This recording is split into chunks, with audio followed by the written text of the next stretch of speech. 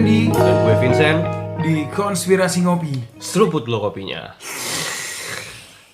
Halo guys, apa kabar guys? Wih, Ketemu lagi dengan kita di season baru. back to us again ya. Yoi, season baru. 8. Yes. Kita langsung aja kali ya masuk ke pembahasan. Teman-teman, sorry.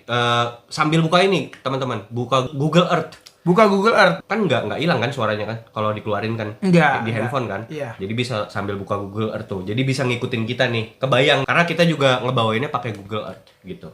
Lebih enak. Oke, pertajam analisa lo. Perkuat dengan Cocok Slogi.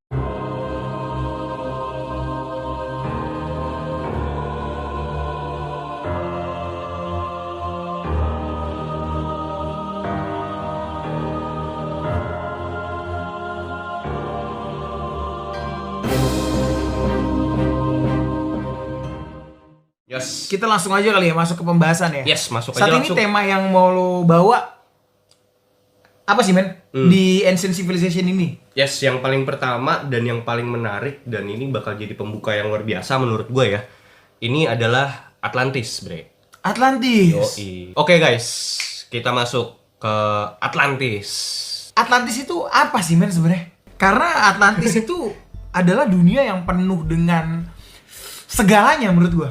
Karena memang indah banget gitu loh. Indah, terus juga peradabannya maju gitu Yeah. ya. Dan ya lebih maju lah daripada zamannya gitu. Jauh ya. lebih maju Jauh daripada zaman yang kita tinggalin saat ini. bahkan ya. Yes. Ternyata Atlantis ini bukanlah negeri dongeng Hmm. gitu loh.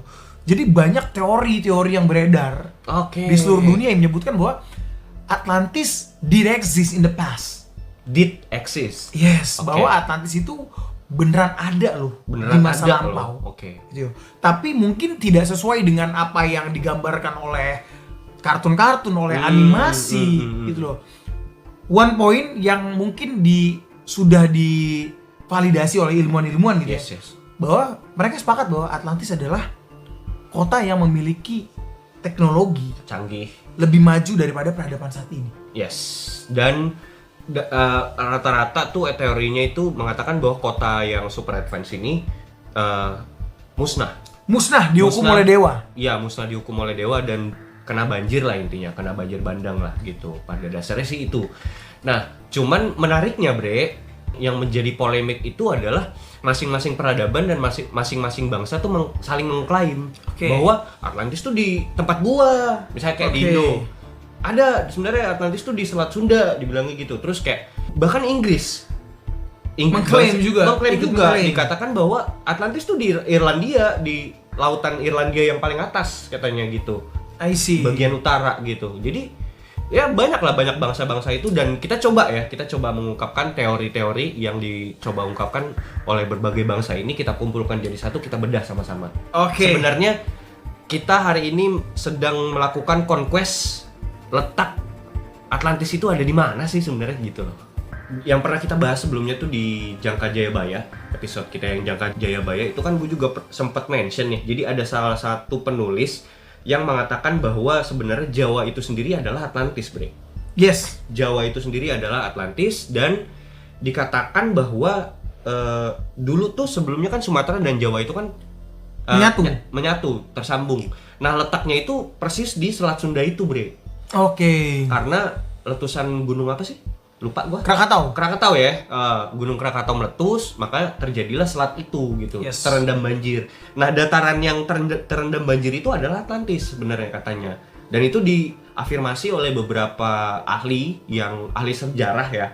Dari Indonesia juga ada, dari Belanda juga ada, dari internasional juga ada yang mengatakan bahwa Atlantis itu ada di Indonesia. Nah, menurut lu gimana, Bre? Sorry, tadi lo bilang dataran yang tenggelam karena pecah itu adalah Atlantis. Jadi yang memisahkan Pulau Jawa dan Pulau Sumatera. Yes. Jadi kan ada dataran tuh, Yes. dan dataran kepecah dan itulah sebenarnya Atlantis. Yes. Gitu ya. Tapi itu kan terjadi di tahun 1800-an. 1800 Masehi. Iya, dan itu masih terrecord gitu loh. Jadi FYI guys, pecahnya letusan Gunung Krakatau letusan Gunung Krakatau itu tuh terrecord di story. Jadi itu bisa divalidasi bahwa itu adalah kejadian nyata. Oh iya, Gitu loh. Nah, sorry, sedangkan si Atlantis ini itu kan cerita yang kayak a whole long story gitu loh bro. Itu cerita yang lama banget. Yes, 9.000 tahun sebelum Masehi. Iya. Kalau Nah, yang diajukan. Kenapa bisa dibilang bahwa retakannya itu adalah Iya. Atlantis gitu loh. Itu yang gue belum dapat sih ya poinnya.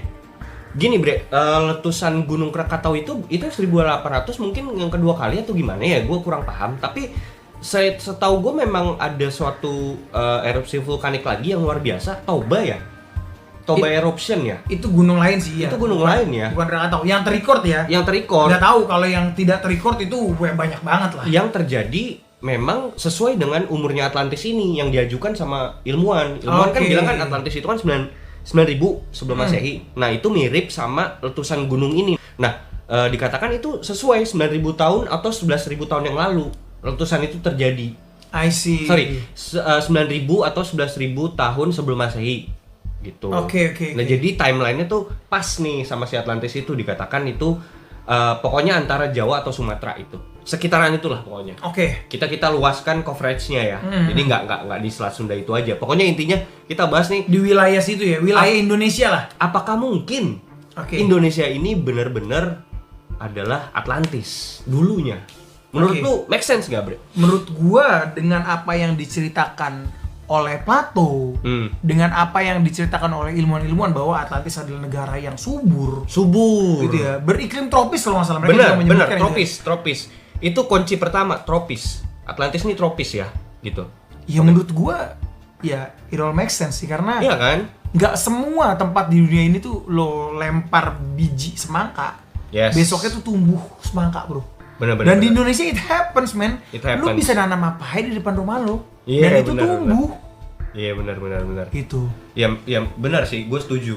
Karena emang salah satu kunci kita mengenali Atlantis itu adalah salah satunya subur, hijau gitu. Jadi ya salah satu, dan gini, kalau dibilang hijau itu kan berarti kan tropis gitu kan. Berarti kan hewan-hewan tropis juga ada gitu ya. Sebenarnya Indonesia ini secara letak geografis nih, ya kita bahkan dunia pun mengakui ya bahwa Indonesia ini benar-benar tanahnya subur dan jadi jantung dunia bahkan kita kan, ya kan, di Kalimantan gitu kan. Nah, jadi sangat make sense sih dibilang kalau misalnya Indonesia ini adalah Paru-paru dunia sebagai ini ya, sebagai Atlantis ya, karena kalau secara ciri-ciri itu udah mendekati lah gitu. Yes. Gitu. Cuman apakah possible kita ini, negara Indonesia ini benar-benar Atlantis? Nah, itu yang gua nggak tahu tuh sebenarnya. Karena tapi kalau mau menilik dari sisi geografis ya, gua di sini mau ngebahasnya dari sisi geografis aja lah. Soalnya kayaknya itu yang paling make sense pendekatannya, karena kayak gini loh. Itu kan kita kan negara kepulauan yang terpecah dan terpisah dari lautan gitu kan. Nah, mungkin bisa jadi daratan yang terendam sama lautan itu adalah daratan dulunya gitu. Iya, benar. Gitu. Dan di mana memang dulu ada masyarakat yang tinggal di situ gitu. Salah satu lagi yang bikin gue juga jadi lumayan percaya sama teori mengatakan bahwa Indonesia ini adalah Atlantis gitu, Gunung Padang anjir. Gunung Padang. Ya waktu itu gini deh. Waktu itu Natawijaya kan meneliti di sana sampai layar ketiga itu 40.000 tahun sebelum Masehi kan. Nah, yang layar keduanya 9.000 loh. Oke. Masuk tuh, rada masuk tuh, dan ya ini peradaban advance yang sampai sekarang sih kita nggak diakui ya. Kita Indonesia nih lagi sampai sekarang tuh belum diakui sebagai peradaban tertua, yang which is itu Gunung Padang itu, karena ya sekarang masih jadi perdebatan, harus ada banyak proses dan tahap yang harus diajukan ke internasional gitu. Bener. Kita juga nggak bisa mengklaim bahwa kita adalah peradaban tertua gitu, karena sampai sekarang nomor 1 tetap itu Sumeria gitu. Nah, kita belum bisa ngalahin itu tuh. Harus ada penelitian yang lebih dalam lagi. Tapi penelitian yang lebih dalam ya. Tapi gini, pertanyaannya adalah the question is, kenapa penelitian itu tidak dilakukan? Dan ada berbagai reason menurut gua. Clear-nya adalah gini, bro.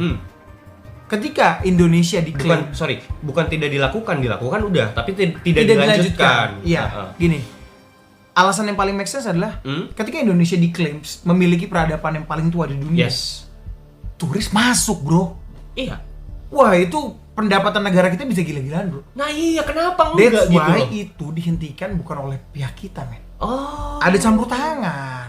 Intervensi Ada campur ya. tangan asing seperti kata Bapak Prabowo Subianto. Intervensi ya. Intervensi. Make sense sih, bre. Make sense. It's very make sense, bre. Ya, itu dari ini kan kita ngomong pariwisata ya. Yeah. Ini bidang pariwisata. Bahkan kita di bidang sumber daya alam pun kan digituin kan. Yes. Timah Selalu ada intervensi ya. selalu ada. Jadi, Meskipun kita nggak bisa ngeklaim nih bahwa intervensi ini dilakukan di Gunung Padang, tapi kita berkaca pada hal-hal sebelumnya Yes. bahwa intervensi asing tuh luar biasa. luar biasa. Mau nggak mau tuh ya kita bilang kita NKRI harga mati gitu. Tapi mau biar gimana pun orang kita itu emang mental 200.000.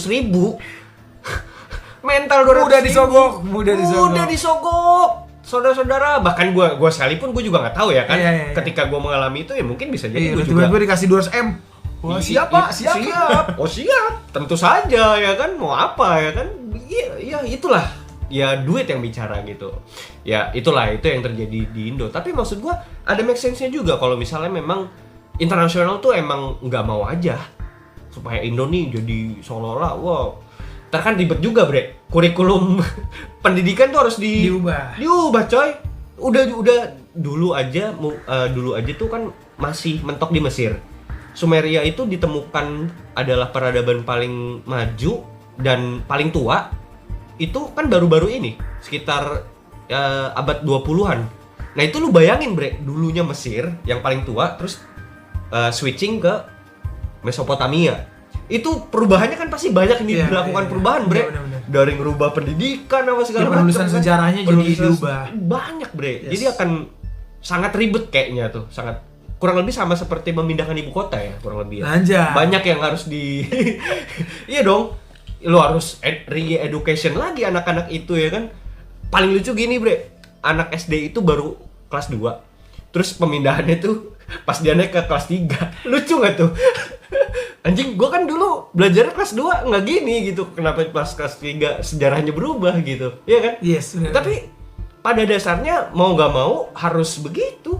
Ya kita berdasarkan faktual aja, berdasarkan bukti dan apa yang ditemukan oleh arkeologis gitu loh. Get it, yes. Mungkin karena itu ya, keribetan itu yang nggak mau dicoba ditempuh. Kalau menurut gue sebenarnya bukan keribetan sih, tapi memang ya there is a money di situ. Iya. Ada uang lah di situ. Sebenarnya salah satunya yang paling utama sih itu. Intinya nggak mau aja lah kita maju gitu. Ya nggak sih? Bener. Iya. Lanjut. Ini bre, ceritain dong. Gimana kalau kerajaan Nyi Roro Kidul itu Atlantis, bre? Gimana kalau kerajaan Nyi Roro Kidul itu ada Atlantis? Oke. Iya. First of all, Iya. Nyi Roro Kidul itu cerita legenda. Cerita legenda? Atlantis cerita legenda. Iya. It's all the same gitu ya. Iya.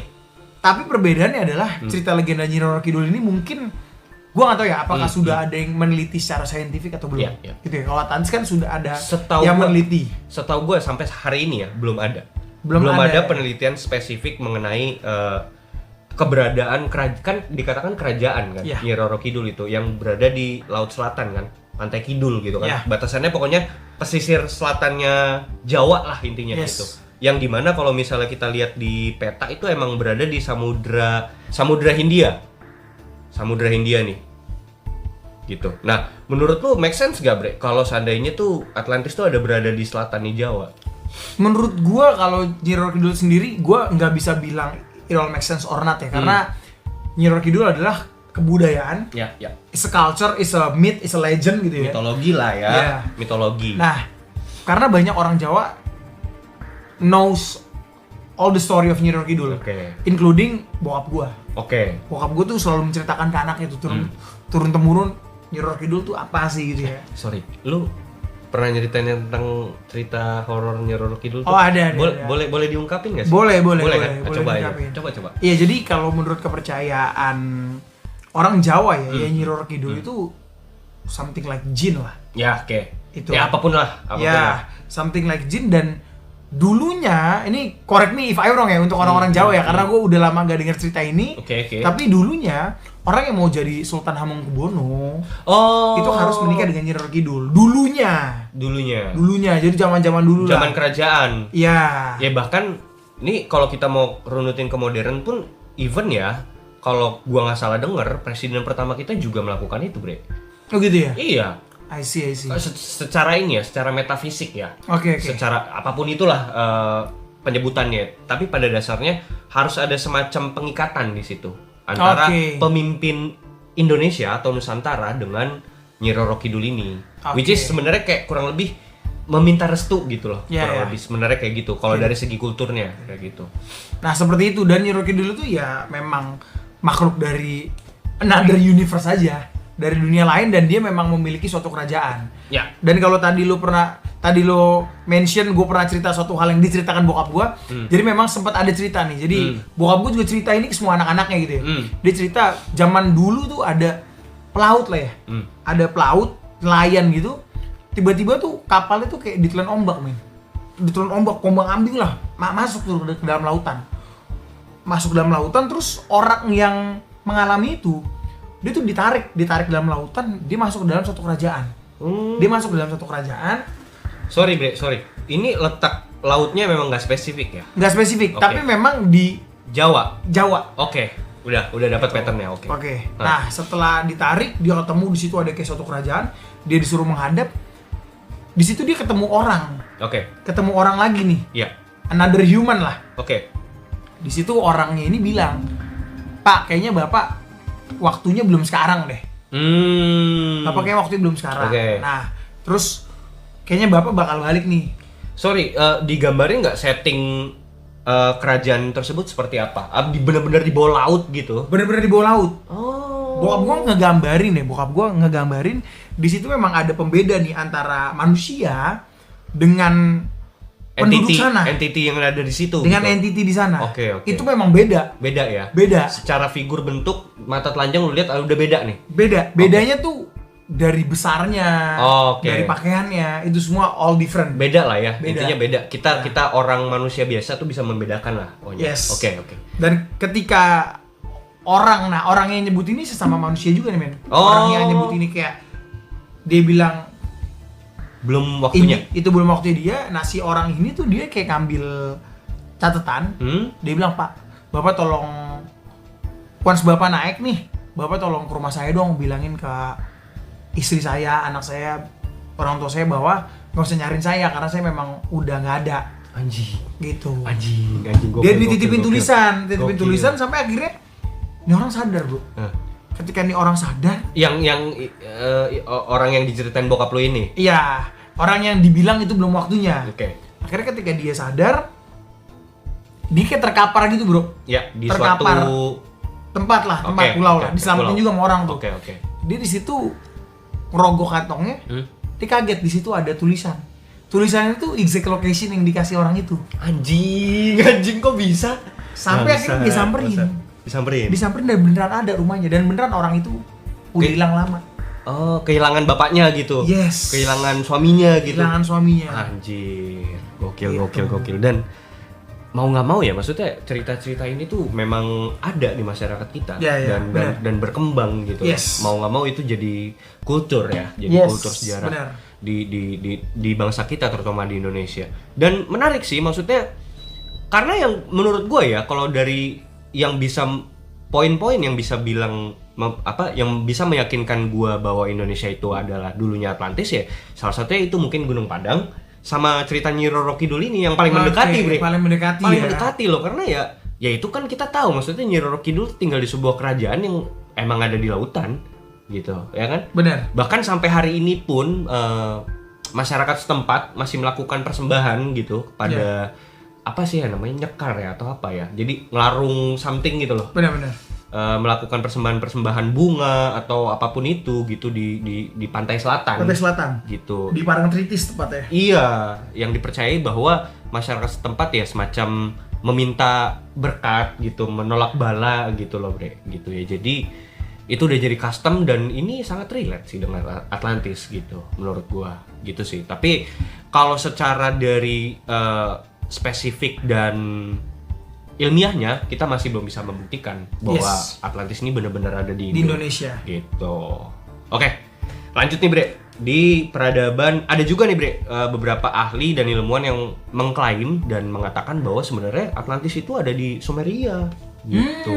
Ada di Sumeria atau Mesopotamia yang udah pernah kita bahas di episode sebelumnya di Anunnaki gitu. Oke, bisa lo jabarin, Bre, fakta-faktanya, Bre? Yes. Oke, ini gua coba ya.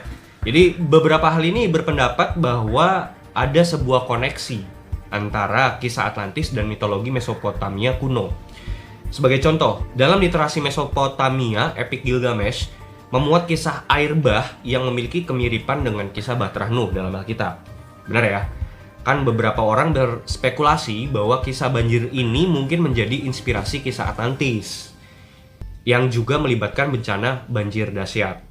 Seperti yang udah pernah kita bahas nih sebelumnya, bahwa di dalam episode Anunnaki kita tahu bahwa bangsa Sumeria adalah bangsa yang memiliki juga peradaban yang super advance. Yes. Gitu. Dan sudah ada sejak 6.500 tahun sebelum Masehi. Nah, kalau ini sebelum gua lanjut, 6.500 tahun ini belum masuk nih sama apa yang diungkapkan sama Plato. Timeline-nya Timeline-nya belum masuk. 6.500, 9.000. Itu aja masih berapa? 3.000 lebih gapnya gitu.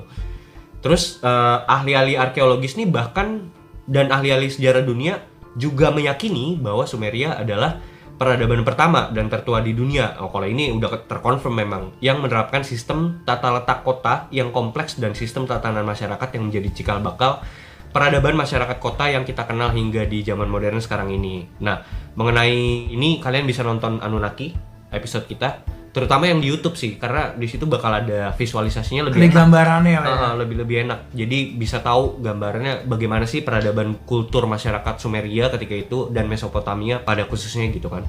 Nah, mengenai lokasi presisi dataran Atlantis ini itu didasari dari teori yaitu berada di sekitar Teluk Persia, bre. I see. Lokasi presisinya. Nih kita lihat ya, Teluk Persia ya. Ini gue juga sambil buka Google Earth, teman-teman. Kalian juga boleh buka Google Earth. Kita coba bedah nih teori salah satu ahli yang mengatakan bahwa Atlantis itu ada di sini. Kalau kita mau lihat dari petanya Mesopotamia itu kan Irak sebenarnya, bre. Yes. Irak nih, gitu. Nah, kalau mau dilihat tuh Sumeria itu ada di pojok, bre. Dekat sama ini Selat Persia nih. Sumeria nih. Oke. Nah, di sebelah kirinya lagi tuh Babilonia, lalu baru di situ tuh ada Assyria nih. Baru nanti di situ ada di tengah-tengahnya di sini ada Akkadia gitu. Suria kan makanya dikenal sekarang kan negara Suria kan, makanya Assyria kan, kerajaan Assyria gitu. Nah, di sini tuh kalau kalian bisa lihat ya, jadi kayak ada suatu selat ini tuh kayak menjorok ke arah daratan, bre. Orang percayanya Atlantis dikatakan bahwa Atlantis itu Uruk. Oke. Kota ini. Iya. Nah, jadi kayak ada semacam dari sini tuh meluap, bre. Gitu, membanjiri sekitaran daerah yang sekarang kalian kenal tuh kalau misalnya kalian buka Google Earth nama daerahnya Basra. Gitu. Jadi kayak terendam gitu. Nah, kalau FYI buat teman-teman juga, jadi sebenarnya Mesopotamia ini emang beneran subur banget karena ini ada 2 sungai besar yang mengalir, yaitu Sungai Efrat sama Sungai Tigris gitu. Sorry, itu tanah yang dijanjikan Tuhan untuk bangsa Israel, bukan? Beda. Kanaan. Kan kalau yang dijanjiin Tuhan kan Kanaan kan, kesini kan. Nah, makanya kalau di Alkitab itu di versi Alkitabnya Abraham itu orang Ur berangkat ke Kanaan. Melewati Haran gitu kan. Gitu. Dan itu kita bahas di Anunnaki lah, di episode kita yang Anunnaki. Nah, gue lanjut, dalam literasi Mesopotamia jika dilihat dari umur dan bukti arkeologis, kota dan peradaban yang paling pertama itu adalah Ur atau Uruk atau Erek. Nah, bahkan ini tuh dikonfirmasi di dalam Alkitab yaitu tanah Mesopotamia yang dikenal sebagai tanah Sinear. Kejadian 10 ayat 8 sampai 10. Nah, silakan. Oke. Kus memperanakan Nimrod, dialah yang mula-mula sekali orang yang berkuasa di bumi. Ia seorang pemburu yang gagah perkasa di hadapan Tuhan. Sebab itu dikatakan orang seperti Nimrod, seorang pemburu yang gagah perkasa di hadapan Tuhan. Mula-mula kerajaannya terdiri dari Babel, Erek, dan Akkad. Semuanya di tanah Sinear. I see. Nah, kota Ur ini kalau dalam Alkitab itu dikenal sebagai Ur Kasdim, kampung halamannya si Abraham. Kayak gitu. Nah, jadi tanah Mesopotamia itu kalau dalam Alkitab namanya Sinear, tanah Sinear kayak gitu. Nah, ini ada juga nih, bre, selain Ur Kasdim dikatakan sebagai Atlantis, ada juga yang berpendapat bahwa Babel itu juga adalah Atlantis. Jadi ada 2 nih. antara Ur atau Babel. Jadi masing-masing wilayah mengklaim dirinya mengklaim, saling mengklaim. Karena Bekasi itu Atlantis, bos. Bekasi Atlantis. Kalau Jakarta kayaknya peak deh, Bre. Big ya? Iya, karena kan dekat sama laut ya. Kalau Bekasi Babelan sih. Babelan ya? Babelan itu Atlantis itu Babelan. Karena udah masuk banget ya, pelosok banget ya, gitu. Iya, tapi kalau misalnya lu lihat dari secara peta, Bre, Babel itu letaknya dekat juga sama Ur. Mungkin air lautnya naik bisa sampai ke sini. Kalau lu lihat nih dari warna ketinggian daratannya tuh ini memang bisa terendam banjir gitu. Lanjut, ada lagi yang mengatakan bahwa Atlantis di Antartika, Bre. Oke. Lu ada yang mau lu bahas dulu? Itu Terra Infinite Map ya? Yes. Infinity Map ya? Terra Infinita Map.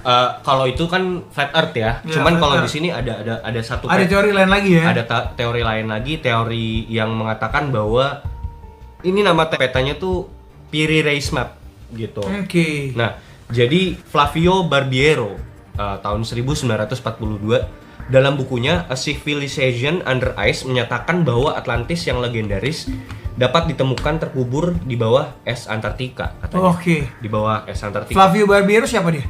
Barbiero adalah seorang engineer yang bergabung dengan Angkatan Laut Italia pada tahun 1961. Dia mencapai pangkat admiral atau laksamana. Oh, ternyata selain penulis dia juga Laksamana Angkatan Laut ya? Yoi. Dia menghabiskan sebagian besar karir profesionalnya di Pusat Penelitian Navi atau Angkatan Laut dan NATO. Orang NATO nih dia ternyata. Dia percaya bahwa sebenarnya benua Atlantis yang hilang adalah benua Antartika.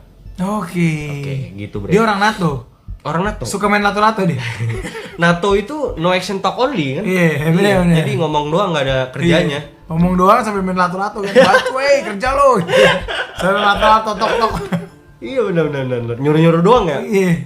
Tapi kerja kagak ya kan? Kayak siapa ya? Lanjut. Yang bukan? Hah? Waduh. Itu episode kemarin tuh gua gituin, Bre. Masih lagi lu bawa sekarang. Yang merah. Waduh. Banteng gua udah spesifik banget soalnya. Nah, beberapa author modern ada seperti Ren Fleming, seorang ahli pustaka Kanada pada 1949 pernah mengemukakan bahwa Atlantis itu berada di sekitaran pesisir Ross Ice Shelf atau Antartika. Nah, kalian teman-teman kalau buka Google Earth coba kita cari keywordnya tuh Ross Ice Shelf. Nah, itu kalian bisa nemuin di sekitaran itulah Antartika itu berada. Yang diyakini sama Ren Fleming. Di sini, Bre. Di Ross Ice Shelf ini ya? Yes. Jadi ini kan dia bongkahan es di bawahnya. Iya, dia tuh bongkahan es terbesar di dunia lah. Yes. Luasnya itu sekitar 472.000 km. Yes. Lo bayangin 472.000 km, men. Yes, benar. Tapi ini yang diketahui bahwa Atlantis tuh cuman sekecil itu gitu di bawah Ross Ice Shelf ini. Tapi ada juga yang bilang percaya bahwa benua Antartika adalah Atlantis tadinya. Iya. Gitu. Terus dibekukan. Beku kan karena dia masuk ke ini kan kutub selatan. Dia lari ke selatan gitu. Nah, ini coba kita bahas ya.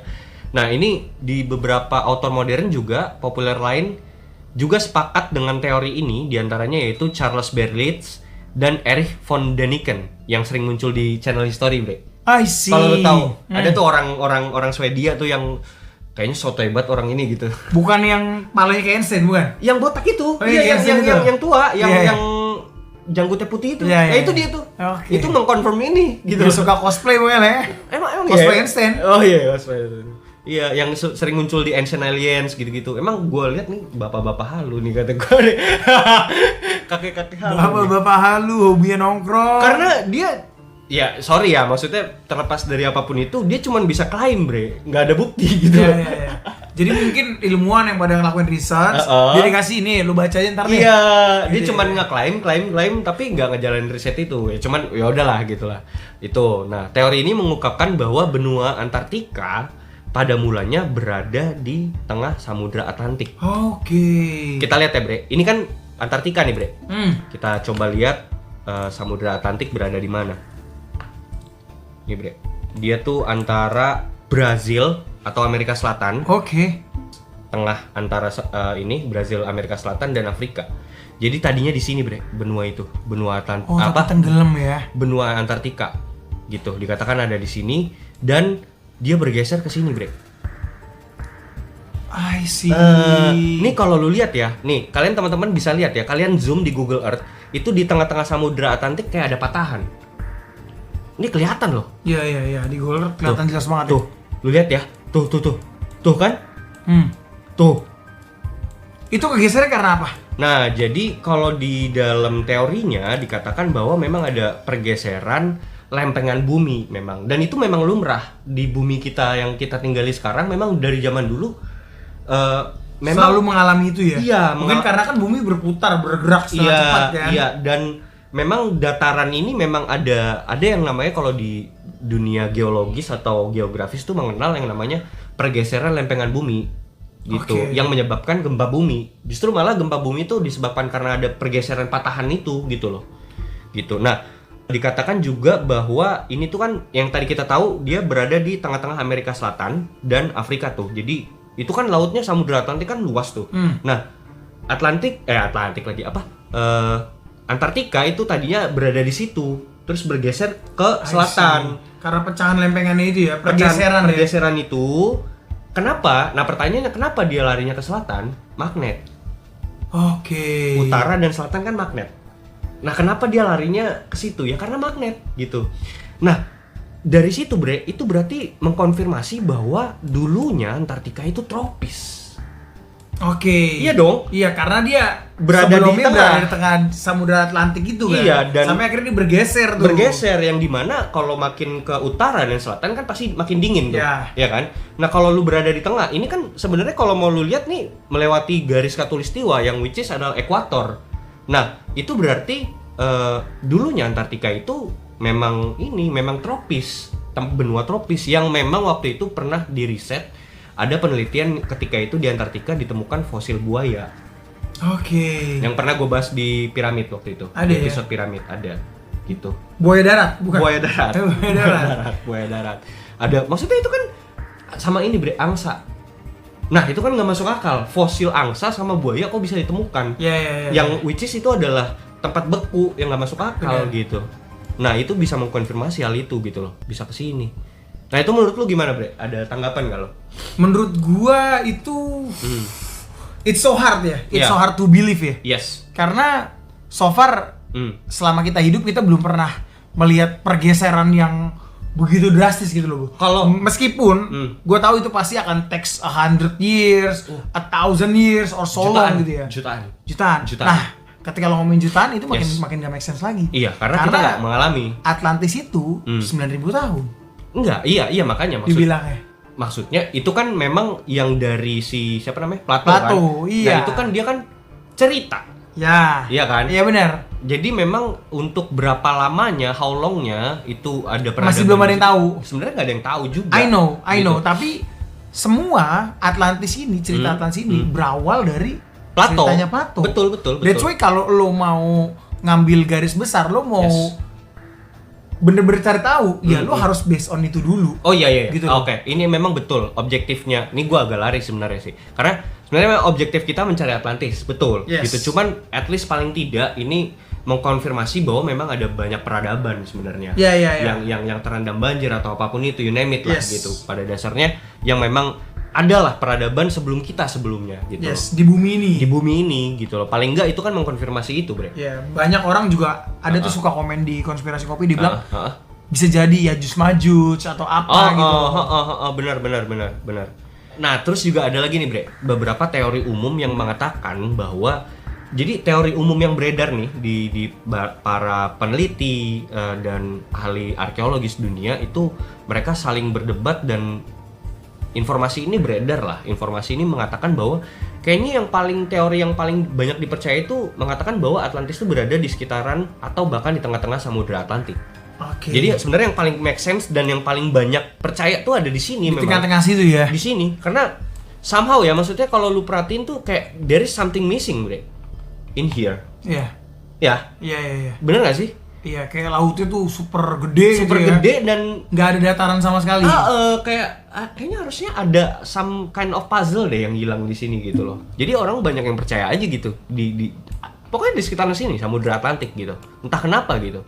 Nah, salah satu pengembangan teori ini yang tadinya dikatakan bahwa teori Atlantis itu berada di Antartika itu jadi berkembang nih teorinya dan meluas. Pada akhirnya orang tuh mulai meriset dan melakukan riset yang sebenar-benarnya riset dan menemukan bahwa pengembangan teori Atlantis ini mulai terkenal tuh sekitar tahun 1960 bre sampai 1970. Jadi tahun 70-an, tahun 60-an tuh mereka lagi hype banget ini teorinya.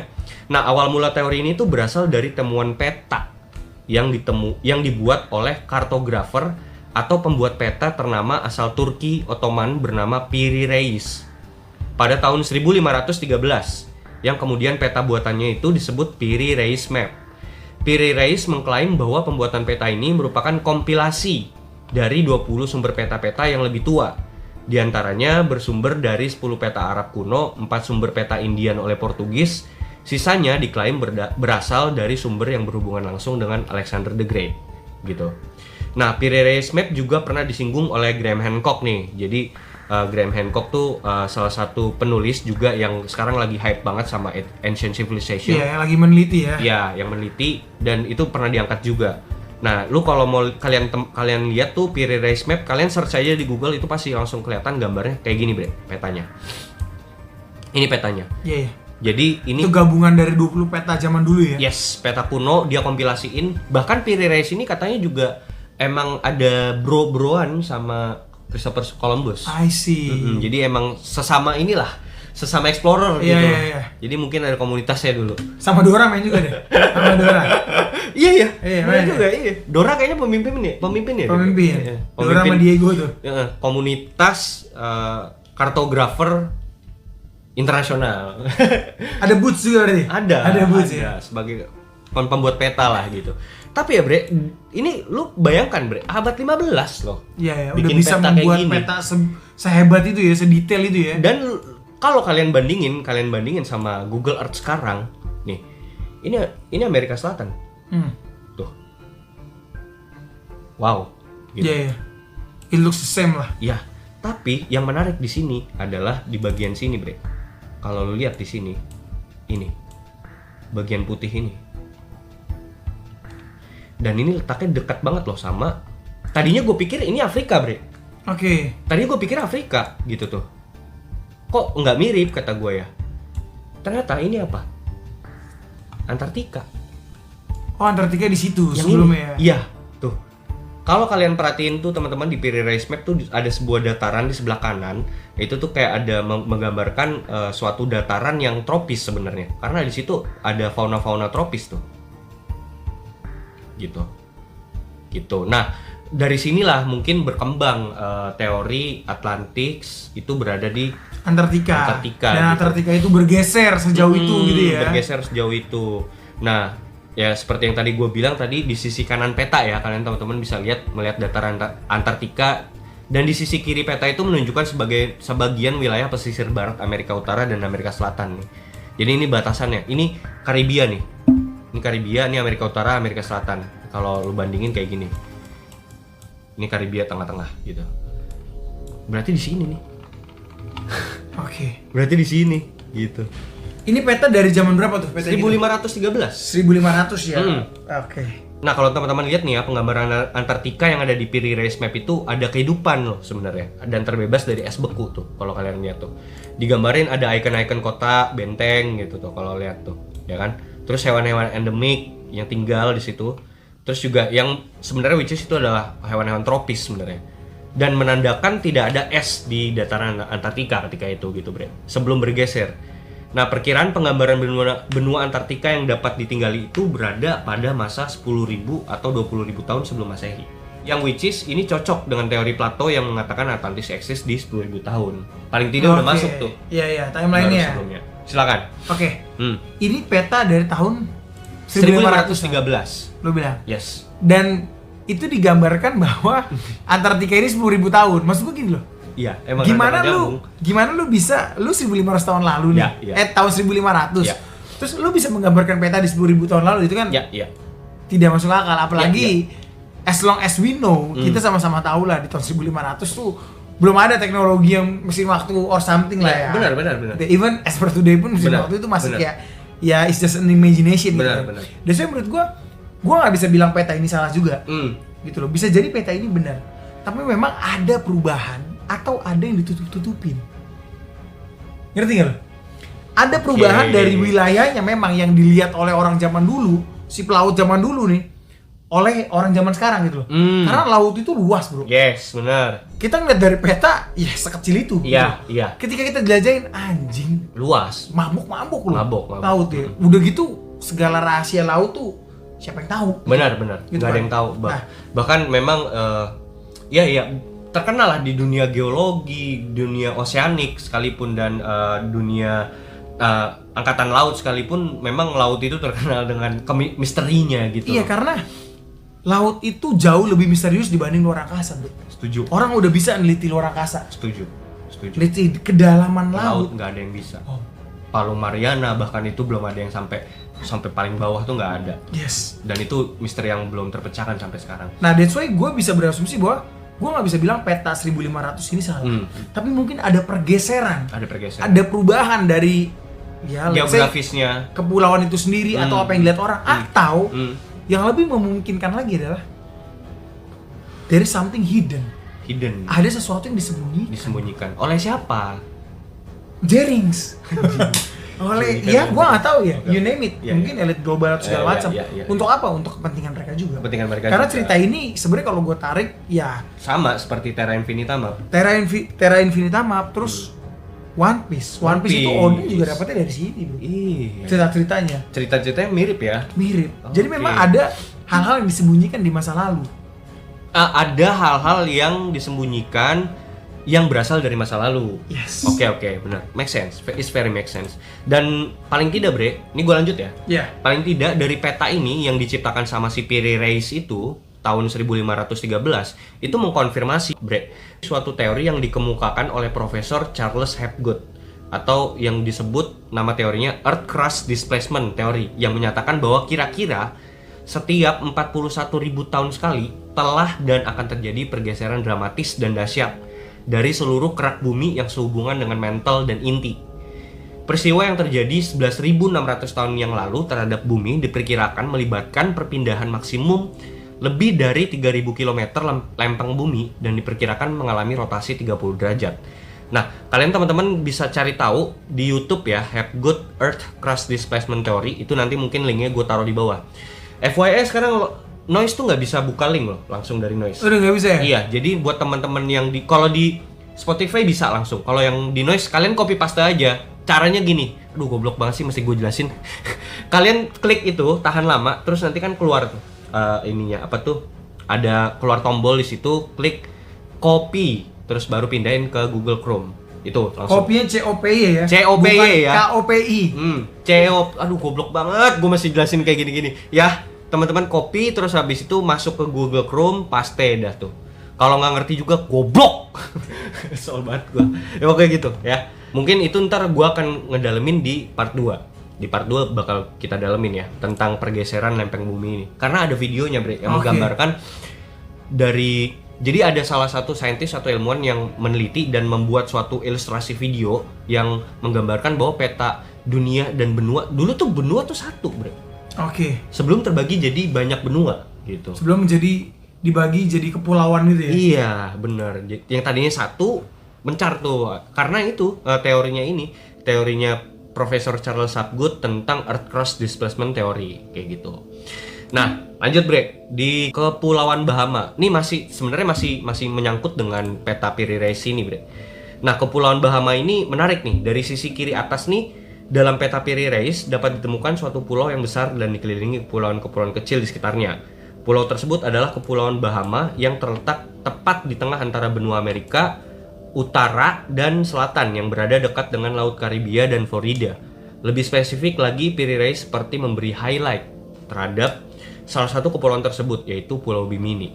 Kita lihat nih, Bre. Jadi ini kan Amerika Selatan nih, Bre. Nah ini nih, merah nih. Oke, emang di highlight sama dia Nah, khusus ya. nggak tahu ya kenapa ya. Kayak there is something special in this island gitu loh. Gitu. Ini. Nah, kalau lu lihat dari sisi di sini, ini nih. Bahama. Sini. Oke. Itu justru dikelilingi oleh lautan ya. Dikelilingi lautan. Ini Karibia nih. Jadi terkenal sebenarnya dulu tuh Karibia tuh terkenal sama apa ya, armada lautnya tuh yang sangat luar biasa. Bahkan cerita bajak laut tuh memang terkenal Dari Karibia. Emang bajak laut dari Karibia. Iya kan, Pirates of Caribbean kan, gitu. Nah di sini nih makanya entah kenapa naval force tuh sangat kuat lah pokoknya dari sini lah intinya gitu. Dari sini. Nah kalau kalian lihat tuh di situ diberi highlight sama si Piri Reis. Nah kita coba nih cari tahu nih si Piri Reis pengen nyampein apaan nih di sini. Nah dikatakan di situ dia memberi highlight Pulau Bimini, bre. Jadi ini dikatakan ini sebenarnya Pulau Bimini. Nah kalian bisa search juga di Google Earth Pulau Bimini itu apa. Nah Pulau Bimini ini menarik karena ternyata Graham Hancock si penulis dan peneliti itu juga bersama timnya pernah nyelam, bre, ke sana dan dan menemukan suatu struktur raksasa bawah laut yang dikenal dengan nama Bimini Road. Nah bentuknya kayak gini, bre. Jadi pas mereka nyelam mereka nemuin ini. Oke. Oh mereka pernah melakukan ekspedisi laut ya? Laut ke sini dan menemukan foto ini kayak gini. Kayak ada semacam situs. Cendolan-cendolan itu ya? Ya, situs. Dan ini batuan bukan batuan alami, bre. Buatan. Gitu. Nah, ini kalau kalian search di Google Earth, kalian bisa lihat tuh Bimini Road. Coba dibuka dan dilihat langsung. Bimini Road. Entah kenapa namanya Bimini Road. Mungkin karena bentuknya itu seperti jalan ya. Nah, kita coba ya, kita jelasin Bimini Road itu apa ya. Jadi, Bimini Road ini kayak sebuah struktur, bre. Batuan blok persegi megalitik dengan berat masing-masing itu 10 sampai 20 ton. Gitu. Berat per batunya? Berat per batunya 10 sampai 20 ton. Yang tersusun seperti tembok besar dengan pola berbaris sederhana, memanjang dan menyamping. Jadi kayak emang dengan pola sederhana lah, polanya kan kalau lu lihat tuh kayak berbaris gitu kan. Tuh, kayak gitu. Yang beberapa bagian dari batuan itu menyembul keluar gitu, kayak terkubur dari dasar laut gitu kan. Nah, menurut penanggalan radiokarbon, struktur batuan Bimini ini telah ada sejak 2000 sampai 4000 tahun yang lalu. Oke. Anjing Piri Reis. Gila Piri Reis, bre. Kok bisa tahu anjing? Ayo. Somehow dia memberi highlight loh di sini. Nah, terus ya selain itu ya, selain Graham Hancock, Michael Halley, seorang ahli marine biologis yang sudah berkecimpung di bidangnya selama 30 tahun juga mengkonfirmasi bahwa Bimini Road ini merupakan struktur megalitik batuan laut buatan manusia, bre. Buatan manusia? Buatan manusia. Itu yang harus di-highlight tuh. Buatan manusia yang dibentuk tangan dan tidak terbentuk secara alami dan natural. Ini orang yang ngomong 30 tahun loh, berkecimpung di dunia marine. Yang meneliti ya? Marine biologist gitu. Dan kalau lu lihat, bre, ternyata si Piri Reis ngasih kode anjing. Lu lihat ini apa? Dia memberikan semacam apa kode ini? Ini kan kayak legenda gitu kan. Legenda bahwa nih kayak ada apa nih? Batuan kayak semacam tembok ya. Yang mungkin interpretasi gue lah. Gue lihat ini ada kayak dia tuh menggambarkan ada tembok di sini. Ada something nih di sini nih. Nah ini Bimini Road gitu. Nah mungkin zaman itu Piri Reis sudah melakukan ekspedisi terlebih dahulu. Oh pasti. Iya kan? Pasti. Dan nyelam, bre. Gila Piri Reis ya, 1513 loh. Iya, belum ada alat selam. Nah, belum ada alat selam. Bayangkan. Jadi mereka udah terlebih dahulu udah menemukan ini. Gitu. Ini dia nulisnya pakai bahasa Arab loh tuh. Tuh. Tulisannya tulisan kaligrafi Arab dia tuh. Bahasa Arab atau tuh, bahasa itu? Ini tuh. Oke. Iya kan, tulisannya tulisan Arab, tulisan Arab. Gitu. Iya, tapi paling tidak Piri Reis sudah duluan nyelam, bre, sebelum Graham Hancock. Udah nemuin Pulau Bimini ini duluan gitu loh. Gila gokil nih si Piri Reis nih. Oke, ada yang mau lu tambahin dulu? All clear sih menurut gua. Oke. Kemudian ada salah satu teori lagi mengatakan bahwa di Atlantis ini berada di Pulau Kritea atau Kreta di wilayah selatan Yunani yang dihidupi oleh bangsa Minoa sekitar 3.500 tahun yang lalu yang musnah di lahap tsunami. Nah, tapi kalau misalnya dari secara tahun date kayaknya masih belum masuk nih. Masih belum masuk. Karena dia bilang 3.500 tahun iya, masih belum masuk. Bahkan masih lebih tua si Mesopotamia gitu. Kalau kalian, jadi banyak lah orang Yunani tuh mengatakan bahwa dia tuh Atlantis tuh berada di sini, Bre, di Pulau Kreta gitu. Gue sih ngeliatnya kenapa banyak bangsa-bangsa juga pada mengakui gitu ya, banyak wilayah mengakui karena memang mungkin cerita rakyat juga tersebar di masing-masing daerah di sana. Jadi kayak di daerah kita ada nih wilayah yang subur banget tapi katanya udah nggak ada gitu loh. Jadi emang banyak cerita yang beredar aja sih. That's why banyak orang mengklaim itu Atlantis gitu loh. Tapi kalau menurut gue ya, Bre, sebenarnya kalau kita mau ngomong Atlantis itu spesifik suatu tempat yang memang sudah dinamai Atlantis. Bahkan nama Atlantis itu kan yang nemuin Plato. Ya.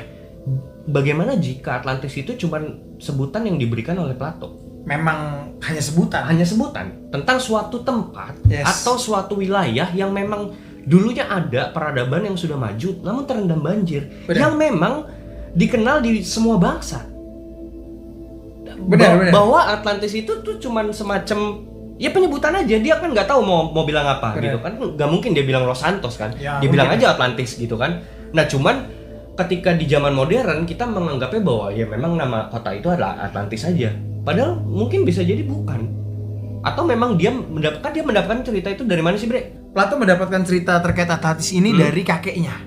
Nah kakeknya mendengar cerita ini tuh dari orang Athenian. Itu 300 tahun sebelum masanya si Plato. Kalkulasiin berapa tuh berarti? Kan si Plato tuh 400-an ya? Plato sekitar 350 tahun lah. Kalau lahir 400 lah, 400 tahun sebelum Masehi, berarti around 700 tahun sebelum Masehi. Nah, ya kan? Nah, si orang Athenian ini dapat cerita lagi. Belajar cerita ini tuh dari Egyptian priest. Atau pendeta Mesir. Yes. Nah pendeta Mesir itu bilang kejadian itu tuh terjadi 9.000 tahun yang lalu. I see. Tapi ya menarik ya, Bre. Entah kenapa, Bre. Jadi kalau lu mau cari tahu tentang literasi kultur dan sejarah orang Yunani, mereka tuh sangat admire sama Egypt loh. Somehow entah kenapa gitu. Si orang-orang Yunani ini sangat mengadmire teknologi dan kecanggihan orang Mesir, Bre. Entah kenapa. Bahkan dewanya Mesir itu, dewa Hermes itu ada dikenal juga di Mesir itu sebagai dewa Thoth. Jadi entah kenapa kayak ada transkultur gitu loh. Entah ada gitu. Kesinambungan lah ya. Nah, ada kesinambungan dan gue ingat bahkan di Mesir sekalipun itu memang negara jajahan Yunani gitu. Jadi Alexandria itu kan sama Cleopatra. Itu Cleopatra terakhir itu adalah orang Yunani, Bre, yang menjabat sebagai Firaun di Mesir. Jadi memang ya bakal ada pertukaran kultur sih sebenarnya di situ. Dan ya makanya kenapa nggak heran ketika kakeknya ini mendengar dari Egyptian priest kan? Yes. Iya kan? Yes. It's very make sense gitu. Dan satu lagi ya menurut gue ini akan selalu menjadi perbincangan yang luar biasa sampai nanti we found the Atlantis gitu. Yes. Kenapa sih banyak klaim dari Bahama, dari Indonesia, dari Kreta, gitu ya, klaim-klaim bahwa Atlantis ada di sana, dari Antartika. Bisa jadi ya, memang di masing-masing daerah itu ada. Iya kan? Jadi Atlantis itu ada banyak. Sebenarnya iya. Negara yang maju itu ada banyak. Memang sebenarnya pada dasarnya itu ya, si Plato dia mengambil hanya satu contoh dari suatu peradaban. Menurut gua sebenarnya emang kita tuh ada. Peradaban itu memang udah ada tersebar di seluruh dunia, cuman terendam banjir aja, udah gitu. Ya. Sebenarnya gitu, sesimpel itu sebenarnya. Either itu terkena musibah, apapun itu, meletusnya gunung, atau mungkin orang bilang hukuman Tuhan, tsunami, anything lah. Dan yang memang paling make sense kalau mau disambungkan dengan literasi Alkitab sendiri, Nabi Nuh kan? Iya kan? Gitu. Jadi bahwa memang ada banjir bandang, itu mengkonfirmasi. Paling tidak itu mengkonfirmasi gitu. Nah, paling menarik lagi tuh ada, Bre, kalau misalnya di DC, lu pernah nonton nggak tuh? Siapa namanya? Aquaman pernah nonton? Nah, itu kan Atlantis juga kan? Iya. Dan ini juga memang pada akhirnya diangkat juga ke pop culture, Bre, gitu. Nah, salah satu yang paling menarik nih Marvel. Jadi itu Marvel Wakanda. Jadi kalau kalian teman-teman nonton Marvel Wakanda, anjing sampah batu film, sumpah. Maksudnya dipaksain banget anjir. Lebih sampah Aquaman gak sih? Iya. Kalau menurut gue DC always fail. Iya. Kalau mereka main persatu hero ya, itu fail udah. Kayak anjing lah sampah gitu. Gue ketahuan nonton di Idlix anjing daripada nonton sayang anjing beli tiket nonton di situ sayang. Bener dah. Enggak banget. Nonton di Idlix aja mending. Iya. Di Idlix aja gue skip anjing. Gitu loh. Tapi ya paling tidak lebih mending Marvel Wakanda karena paling tidak mereka mengambil mitologi yang menarik gitu. Jadi ada satu di Marvel Wakanda ya, walaupun sampah filmnya ya. Itu ada sebuah kota bawah laut, itu namanya Taloka. Sebuah kota bawah laut yang dihuni oleh ras manusia yang berevolusi menjadi makhluk amfibi. Jadi dulunya mereka tuh kan di daerah Aztec, bre. Aztec tuh Amerika Selatan. Yes. Suku Maya. Mereka percaya dulunya leluhur manusia itu, orang yang berada di Taloka itu tadinya manusia biasa nih. Terus tiba-tiba mereka makan buah. Itu diceritain di filmnya. Oke. Mereka makan suatu buah. Buah itu entah gimana membuat mereka tuh beradaptasi dengan air. I see. Nah, jadi mereka, oh ya gue ingat waktu itu kan salah satu hero yang muncul di situ yang jadi musuhnya si adanya Black Panther itu kan Namor namanya. Nah, dia itu dewa nih, kayak semacam kayak Aquaman gitu, bre, cuman versi Marvel. Gitu. Dia muncul dia pokoknya intinya mau perang lah sama Wakanda gitu intinya. Nah, siapa namanya tuh si Namor itu dulunya dia juga manusia tadinya. Nah, dulu ibunya tuh manusia. Nah, pas banget dia lahir itu ada bangsa Spanyol masuk ke tanah situ Amerika Selatan untuk melakukan ekspansi gitu loh, melakukan penjajahan gitu. Nah, orang-orang lokal ini kan takut tuh, orang-orang primitif ini kan takut gitu kan. Akhirnya mereka makan buah itu, mereka bermukimlah di laut. Okay. Bermigrasi ke laut, pindah ke laut gitu. Nah, si Namor ini yang tadinya juga manusia, dia juga dia juga jadi orang Taloka yang pertama hidup di air.